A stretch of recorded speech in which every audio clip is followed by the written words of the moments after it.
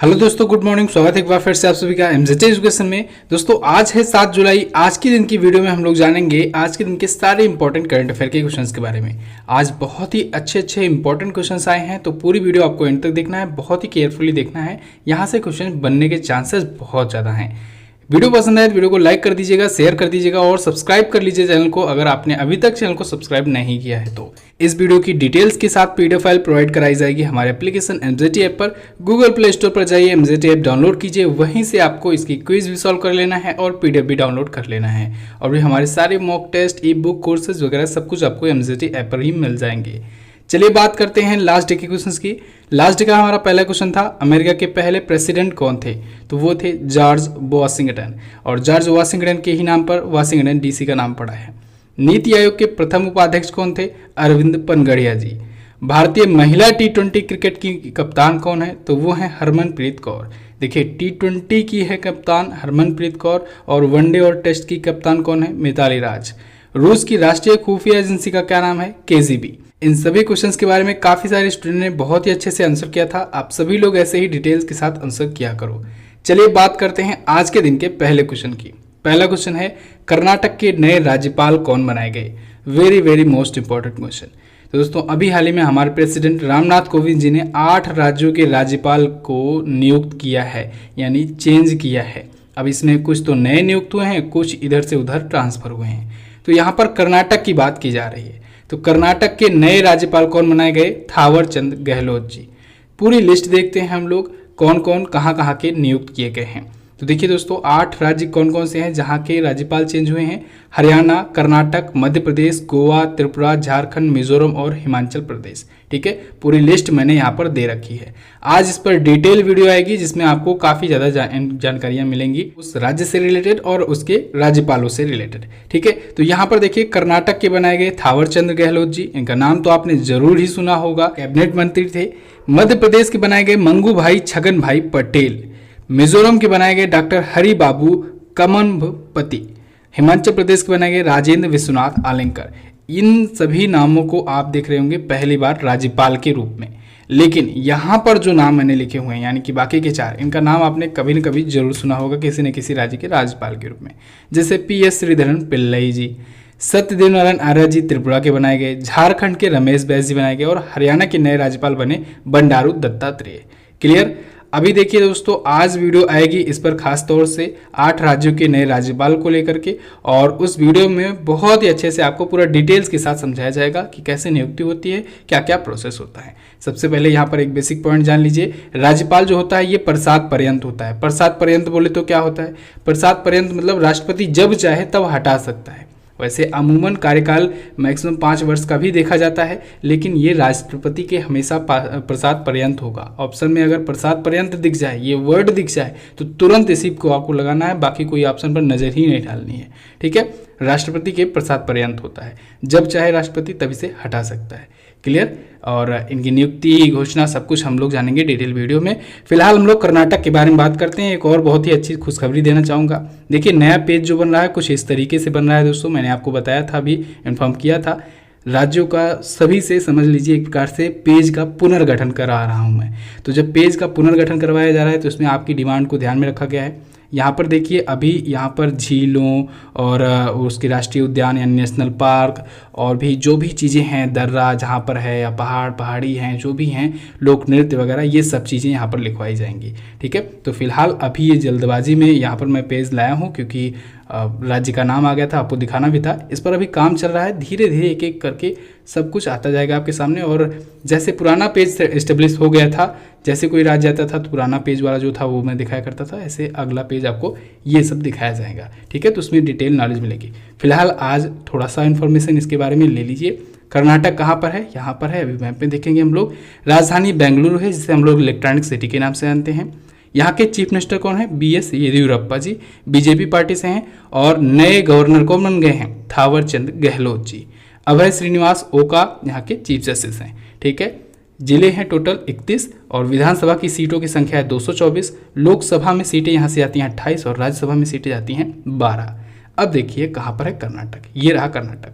बहुत लोगों को प्रॉब्लम आ रही थी, यहाँ पर डेट शो नहीं हो रहा था, ब्लर हो जा रहा था, लेकिन देखिए अब इसमें दिख रहा है 1 नवंबर 1956 को यानी जब राज्यों का पुनर्गठन हुआ था तब कर्नाटक का भी गठन हुआ था, 14 राज्यों में कर्नाटक भी था।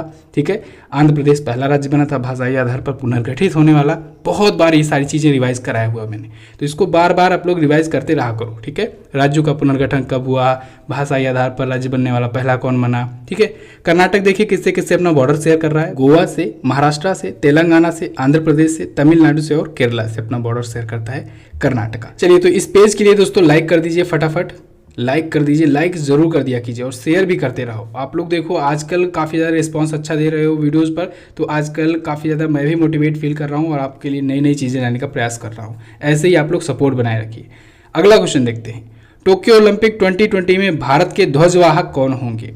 तो दोस्तों टोक्यो ओलंपिक 2020 जो आयोजित होने जा रहा है 2021 में, ध्यान रखिएगा नाम इसका है टोक्यो ओलंपिक 2020, आयोजित होने वाला है 2021 में कोरोना की वजह से। और इसमें भारत के जो फ्लैग वियरर होंगे वो इस बार होंगे दो, कौन कौन, मैरी कॉम और मनप्रीत सिंह। तो उपरोक्त तो दोनों ऑप्शन आपका बिल्कुल सही होगा। देखिए दोस्तों अभी फैसला लिया गया था 1 साल पहले ही कि इस बार 2 ध्वजवाहक होंगे। इस बार महिला और पुरुषों में जो कॉम्बिनेशन है, लिंग समानता है, ये सुनिश्चित किया जाएगा। ठीक है, कोई भेदभाव नहीं किया जाए, इस वजह से 2 फ्लैग वियरर होंगे। फ्लैग वियरर क्या होते हैं दोस्तों, जो भी जैसे कंट्री जाती है, टीम जाती है, तो वहाँ पर जब भी ध्वजारोहण होता है, शुरुआत होता है, तो उसमें एक प्रकार से कहिए अपनी टीम को रिप्रेजेंट करना। ठीक है, तो अपने देश को रिप्रेजेंट करने के लिए तो महिलाओं के लिए मैरी कॉम और पुरुषों की टीम के लिए मनप्रीत सिंह, इन दोनों को फ्लैग वियरर चुना गया है। क्लियर।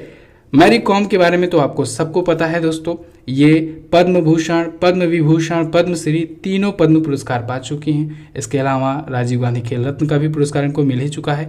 6 बार की ये वर्ल्ड बॉक्सिंग चैंपियन है मैरी कॉम। ये मणिपुर की रहने वाली हैं और इनको फ्लैग वियरर चुना गया है। ठीक है, अच्छा, पुरुष हॉकी टीम के कप्तान हैं मनप्रीत सिंह जी, इनको याद रखना है, मनप्रीत सिंह। ओके, तो ये दोनों होंगे फ्लैग वियरर। इसकी घोषणा किसने की है, भारतीय ओलंपिक संघ ने, इंडियन ओलंपिक एसोसिएशन ने। अच्छा, जब खत्म हो जाता है ओलंपिक, यानी 8 अगस्त को जब इसका समापन होगा टोक्यो ओलंपिक का, तो समापन समारोह में भी ध्वजवाहक होते हैं। तो समापन समारोह का ध्वजवाहक किसे बनाया गया है, बजरंग पूनिया को, जो कि भारतीय पहलवान हैं। क्लियर बिल्कुल। अच्छा, एक और बात, अभी कुछ दिन पहले ही इससे रिलेटेड एक क्वेश्चन मैंने बताया था कि टोक्यो पैरालंपिक में दोस्तों भारतीय ध्वजवाहक मरियप्पन थंगावेलु बने हैं। पैरालंपिक क्या होता है, जो विकलांगों के लिए या दिव्यांगों के लिए होता है ओलंपिक, उसे पैरालंपिक कहते हैं। ओलंपिक के जस्ट बाद वो आयोजित किया जाता है। तो अब मरियप्पन थंगावेलु जो है वो उसमें होंगे फ्लैग वियरर। भारतीय ओलंपिक संघ है, इसके बारे में जानिए। स्थापना 1927 को हुई थी। अध्यक्ष हैं नरेंद्र बत्रा जी। अच्छा, ओलंपिक से लगातार क्वेश्चन आ रहे हैं और आगे भी आएंगे। अभी मैं इस पर वीडियो क्यों नहीं दे रहा हूं, क्योंकि दोस्तों थोड़ा सा और वेट कर लेते हैं, कुछ और भी इंपॉर्टेंट क्वेश्चन इकट्ठा हो जाएंगे। तो एक साथ प्री ओलंपिक और पोस्ट ओलंपिक 2 वीडियो में बनाऊंगा। प्री ओलंपिक बोले तो ओलंपिक शुरू होने से पहले, यानी कि 23 जुलाई से पहले, और ओलंपिक के बाद क्या प्रदर्शन रहा भारत का, इसके बाद। ये 2 वीडियो मैं आपके लिए लाऊंगा। दोनों वीडियो में ओलंपिक से रिलेटेड सारे क्वेश्चन आपके कवर अप हो जाएंगे। चलिए अगला देखते हैं। हाल ही में भारतीय सेना प्रमुख ने कहां पर भारतीय सैनिकों के लिए युद्ध स्मारक का उद्घाटन किया। तो अभी हाल ही में भारतीय सेना प्रमुख जनरल मनोज मुकुंद नरवणे जी ने दोस्तों इटली में भारतीय सैनिकों के लिए युद्ध स्मारक का उद्घाटन किया है।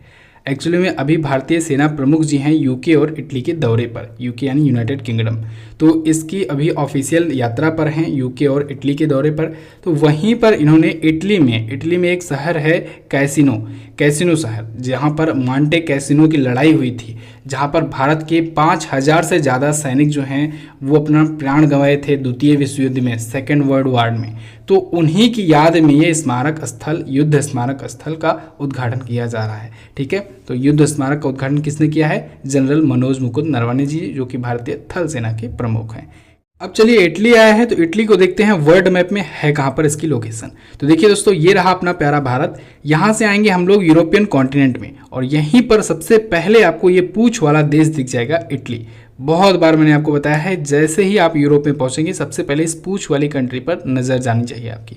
ठीक है, पूंछ वाला देश है ये इटली। ठीक है, इटली की कैपिटल क्या होती है, इटली की कैपिटल होती है रोम। क्या, रोम। दुनिया का सबसे पवित्र शहर माना जाता है रोम, और यहाँ पर इटली की राजधानी है रोम। ठीक है, और रोम में किसका हेडक्वार्टर है, यूनाइटेड नेशन के फूड एंड एग्रीकल्चर ऑर्गेनाइजेशन का हेडक्वार्टर है, याद होना चाहिए आपको, UNFAO का यानी कृषि और खाद्य संगठन का हेडक्वार्टर है।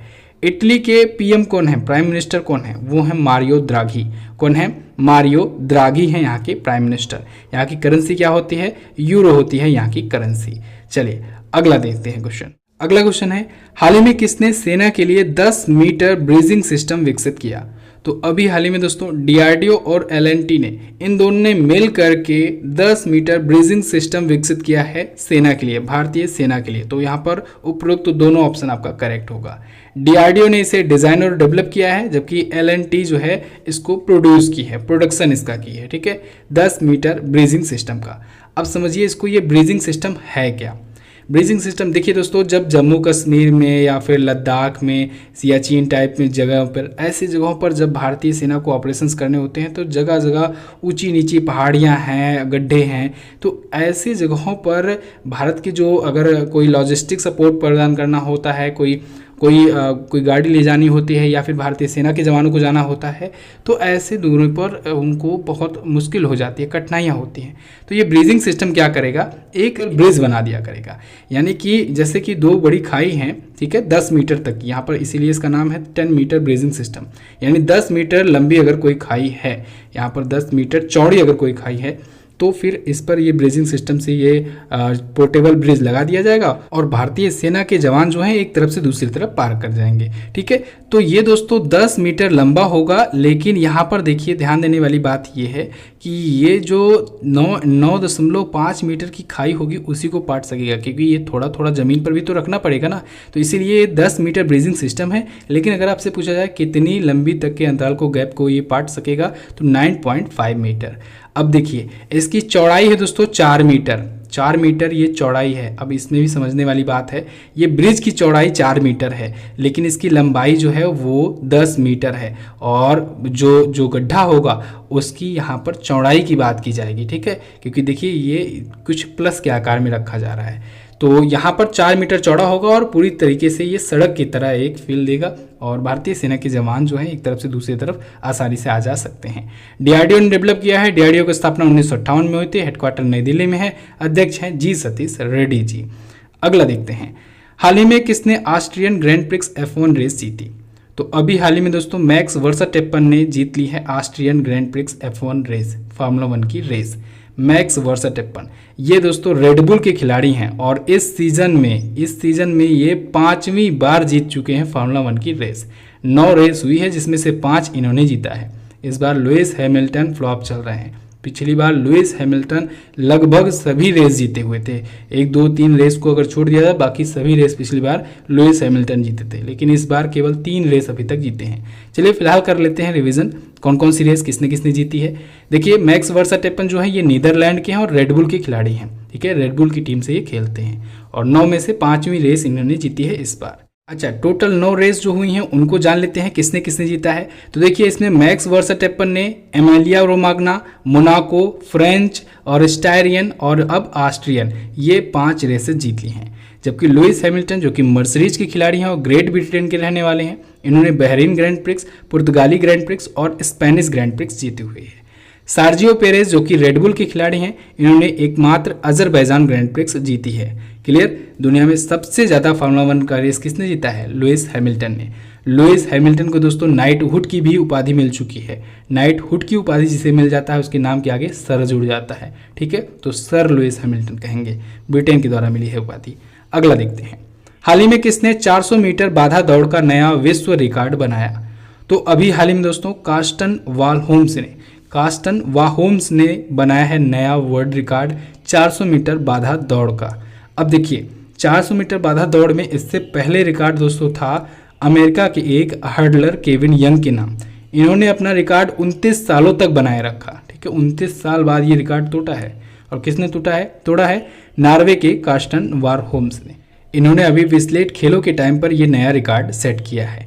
अच्छा, अमेरिका के जो हर्डलर केविन यंग थे ये 400 मीटर की बाधा दौड़ 46.78 सेकंड में दौड़े थे, जबकि अब नया रिकॉर्ड जो हो गया है ये 46.70 सेकंड में वाहोम्स ने बनाया है, नया रिकॉर्ड बनाया है। ठीक है, 1992 के बार्सिलोना ओलंपिक का रिकॉर्ड अब जाकर के टूटा है। चलिए अगला क्वेश्चन देखते हैं। अगला क्वेश्चन है, हाल ही में किसने कोविन ग्लोबल कॉन्क्लेव का उद्घाटन किया? तो अभी हाल ही में हमारे प्राइम मिनिस्टर नरेंद्र मोदी जी ने कोविन ग्लोबल कॉन्क्लेव का उद्घाटन किया है और इस पर अपना संबोधन भी दिया है। 142 देशों के जो प्रतिनिधि थे, रिप्रेजेंटेटिव थे, वो इसमें हिस्सा लिए, इसमें भाग लिए कोविन ग्लोबल कॉन्क्लेव ने। इसका आयोजन अभी हाल ही में किया गया वर्चुअल तरीके से, ठीक है, वर्चुअली इसका आयोजन किया गया। किसके द्वारा किया गया?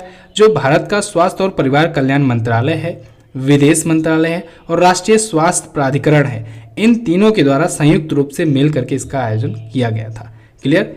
क्यों किया गया था? तो दोस्तों कोविन प्लेटफॉर्म आप लोग यूज़ भी कर चुके हैं। आप वैक्सीन के लिए रजिस्ट्रेशन करते हो तो कोविन पर जाकर के रजिस्ट्रेशन करते हो, ठीक है।